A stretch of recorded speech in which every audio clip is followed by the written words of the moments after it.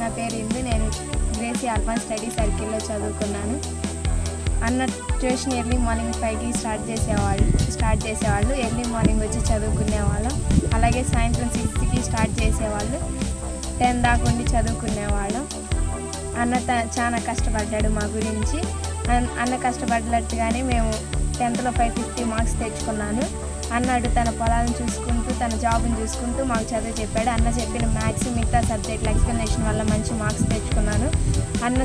అన్న ఇక్కడ ట్యూషన్ ఫ్రీగా చెప్తాడు. ఈ రోజుల్లో ఎవరు ఫ్రీగా చెప్పరు. అలాంటి అన్న మాకు బాగా ట్యూషన్ చెప్పాడు. నా పేరు బెల్లంకొండ చైతన్య. నాకు 10th క్లాస్లో 600-548 మార్కులు వచ్చాయి. నేను గ్రేసీ అల్ఫాన్స్ స్టడీ సర్కిల్ స్టూడెంట్ని.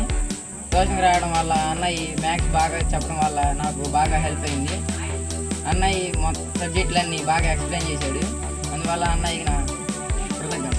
ఎగ్జామ్ రాయడానికి రాజేందర్ సార్ ట్యూషన్కి రావడం వలన అథమెటిక్ మరియు రీజనింగ్ నేర్చుకున్నాను.